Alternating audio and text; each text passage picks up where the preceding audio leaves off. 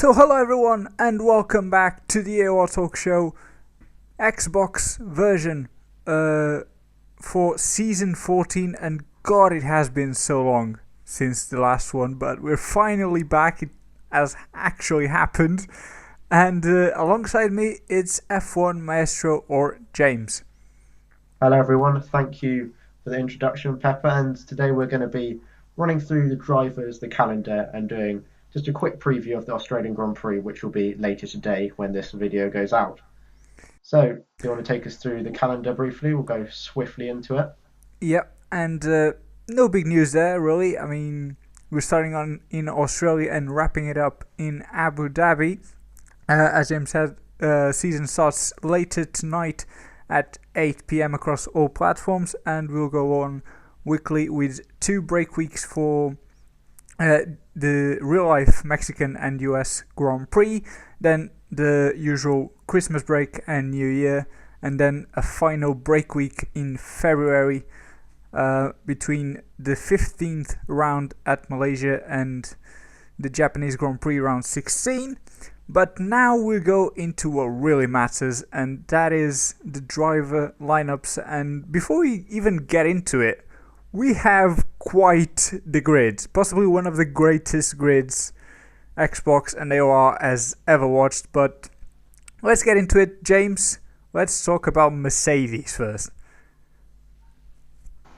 Okay, so yeah, Mercedes, we got the reigning two-time champion, the Flying Finn '08, teaming up with Welshman Sir Fries Met.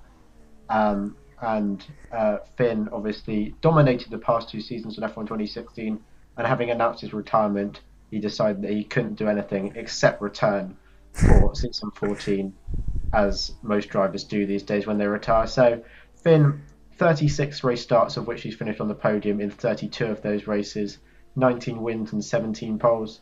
So Freismer coming second in GP2 in season 12 and having an average first season in season 13, with collecting 64 points. Quite a strong team, possibly going to be challenging for the constructors, especially with Finn once again being very quick. Any other thoughts, Pepper?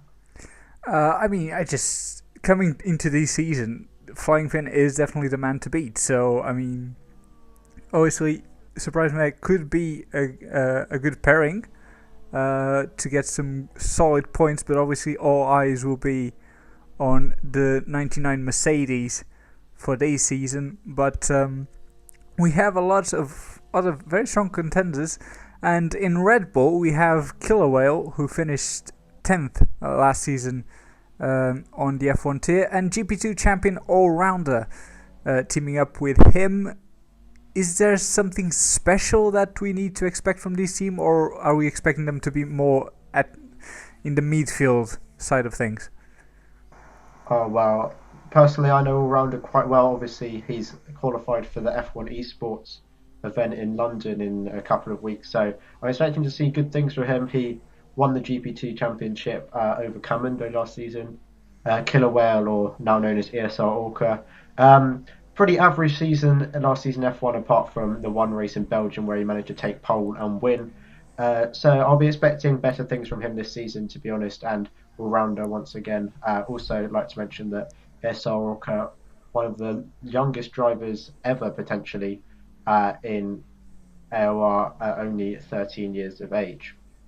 Yeah, that is quite impressive. I mean, myself at 13 years of age, I mean, I was dreaming about something, but definitely not racing. That's for damn sure. But following into the next team, quite an interesting one as well, with Ferrari, TRL Martin teaming up with ESR Lee, or Bam Lee, or Dizzy Cupid, or whatever you want to call him. He has so many names that I've already lost. I'm already lost in all of them. But definitely a very strong lineup, and I mean, we can expect great things of them. Yeah, I agree. I think definitely my pick for the Constructors' Championship, Ferrari, Martin, obviously season 10 champion, Lee, season 11 champion. I think the most competitive team in terms of pace on paper, but we'll have to see if there's any controversies with such quick drivers. If you remember back to season 8 with Matty and Limitless in the Red Bull, that was pretty controversial. But yeah, Pretty good records for both these drivers. 12 wins for Martin, whereas 16 for Lee. But 27 podiums for Martin, 26 for Lee. So Martin more likely to be there on the podium if he doesn't win, whereas Lee possibly, if he's not winning, he'll be down in the mid pack or making mistakes and being out of the race. So I think Martin will be more consistent than Lee this season and will probably beat him in the championship. But that's just my opinion. I'm Yeah. sure Lee will happily prove me wrong. Quite possibly. I mean, usually in all these talk shows, people like to prove us wrong. So, I mean, it's likely. But yeah, a very interesting lineup, and I mean, who doesn't like a bit of controversy every now and again? So, very interesting to watch these two throughout the season. Force India have curiously two drivers coming from GP2, which they are Taylor Reynolds and VBR Raikkonen, who was actually on the esports too, I believe, with quite a decent performance there. So, what could we expect from the pink team? Taylor Reynolds or Taylor Laval, which is his gamer tag, actually raced with me in AOR F1 in season 11. He had some difficulties with the strict rules on that game, so only managed to get one podium in that season. As you mentioned, VBR Raikkonen in the esports as well on the Xbox side. I think he's much quicker on this game than the previous game, so it'll be interesting to see how these two get along, although I don't think they'll be challenging for the Constructors' Championship. But they should be getting points on a regular basis, although you should say that about pretty much everyone on the grid. It's going to be very competitive. Yeah, indeed, it will be very interesting to see how everyone plays their cards throughout the season. Next up is Williams with quite an interesting lineup as well, with Sanuk or STS F1 Alonso, who was also on the esports, teaming up with Jason97, which is a very well known face in AOR by these times, has raced in many seasons before, and it should be maybe not the quickest lineup, but definitely one of the most consistent, I would say. Yeah, I'd agree on that one as well. Jason, in my opinion, one of the most consistent drivers in the league, been in it from season 9 onwards and in season 7 before he was relegated for season 8 before immediately being promoted. 80 starts in the F1 league now, so one of the most experienced drivers on the grid, and 4 wins to go with that. Alonso proving himself at the end of last season, taking 2 wins in the last 2 races. So maybe that's a sign of things to come. As you said, he's smashed it and qualified for the esports. So maybe he'll want to beat his brother this season. So that will be interesting to see, I'm sure. Again, possible challenges for the constructors, but I mean, hard to see anyone beating the Ferrari team for that, in my honest opinion. Yeah, that I can agree on, definitely. But again, we have a lot of things that can happen and a lot of interesting lineups. And another one is McLaren Honda with returning Cryo Lockdown, teaming up with RG Mattis. And I don't really see any of those two on the F1 category from last season, but I've heard quite a lot of good things from these two. So, what can you tell us more about these guys? So yeah, this is the Dutch team for this season. Cryo obviously driving in season 9 and briefly in season 10. I'm still waiting for that pole lap from America, and obviously that was his only win in the league. Apart from that, no other podiums. Matiz, one of the fastest drivers on the last game, although he did use the racing line. Matiz's closest challenger in the ULC league.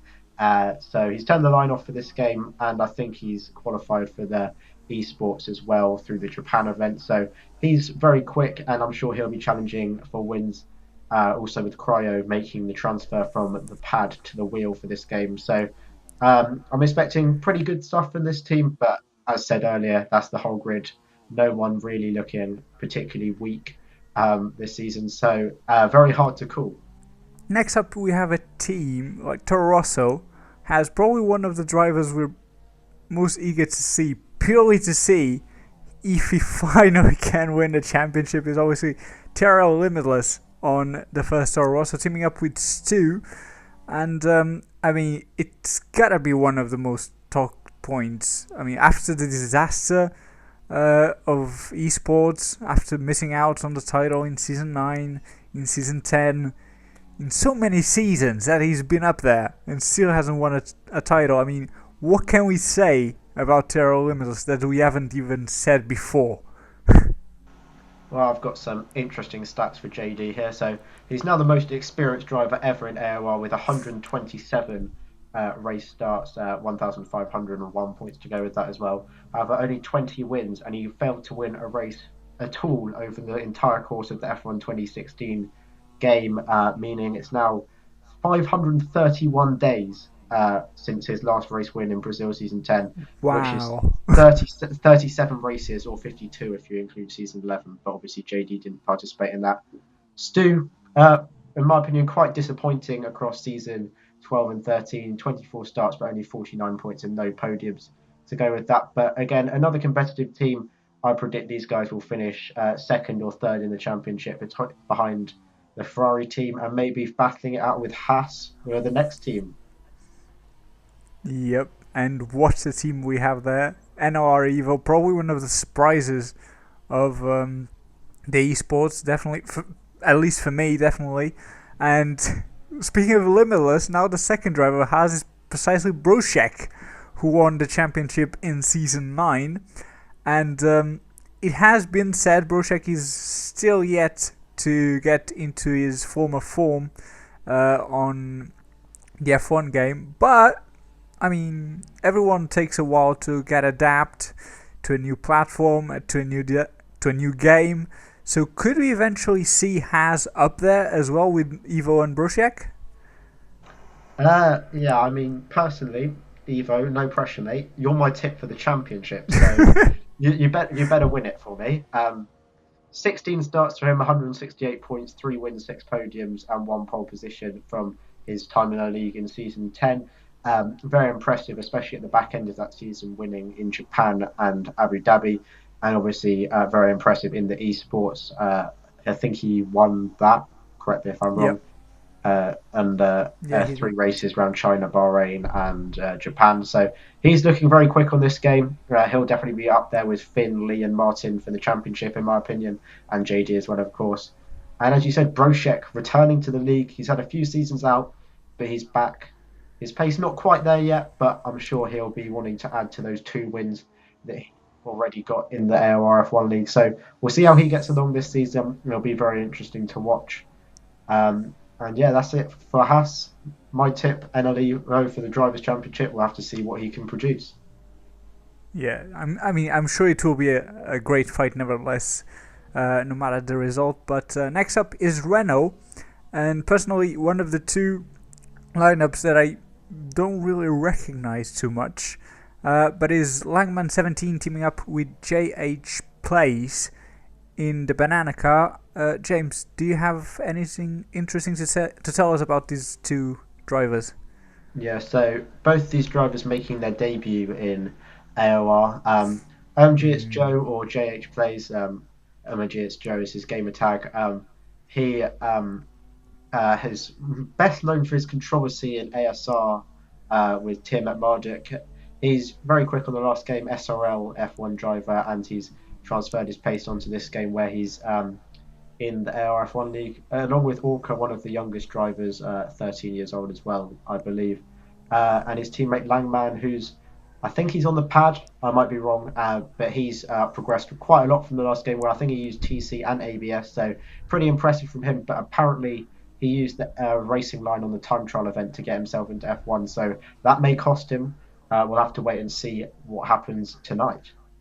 yeah, it will be very interesting to see how everything plays out. But for the final team, it is, of course, Sauber with SDL Cal and CRL Rosberg. Uh, an interesting lineup. I don't really know much about Cal. Rosberg, I've seen him a couple of times. So, do you think these guys can impress us in season 14?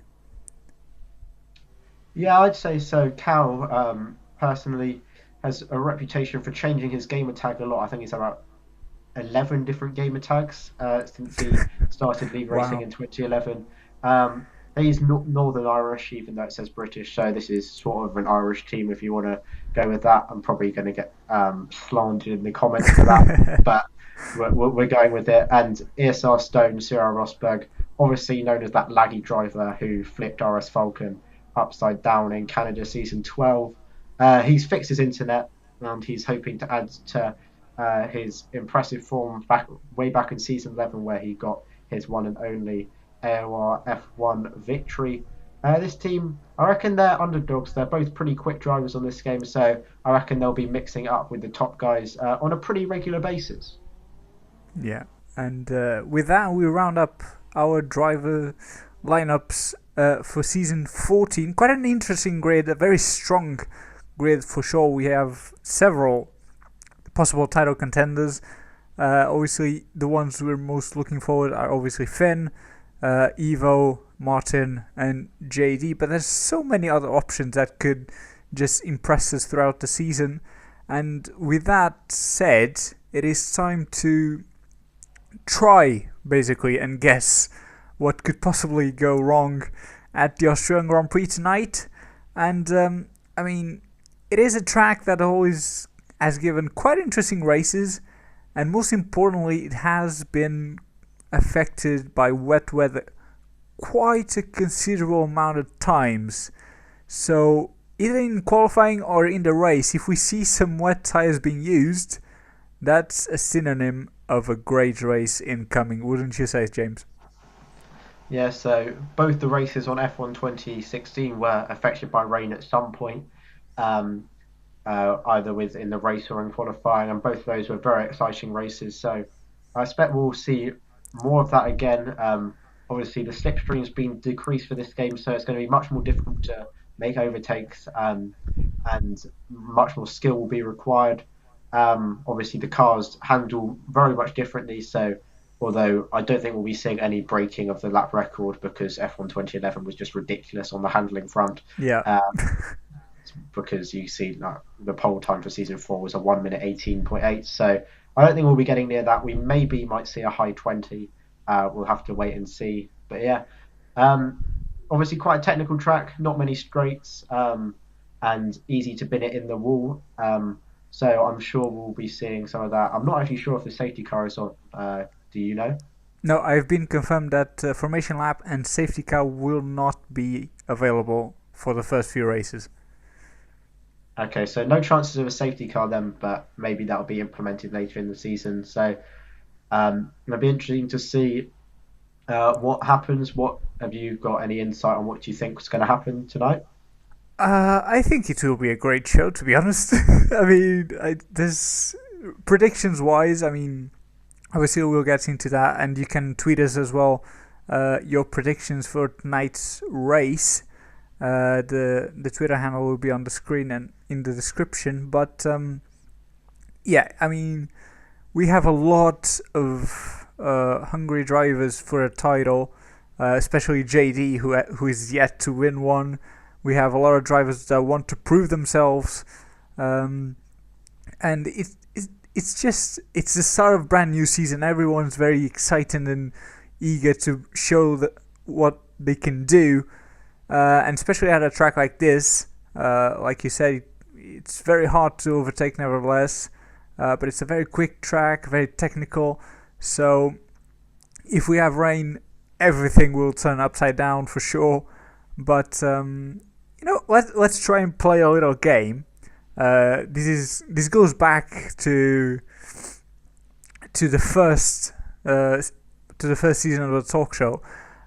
Let's try and predict a top 3. I'm not even going to say who's going to finish first, second, or third. Just the drivers I will see on the podium. And we'll start with you, James. Let's see what you think. Oh, cheers. Well, based on the esports races, there's been a lot of rain, although I have a feeling that might have been scripted, or I'm not 100% certain.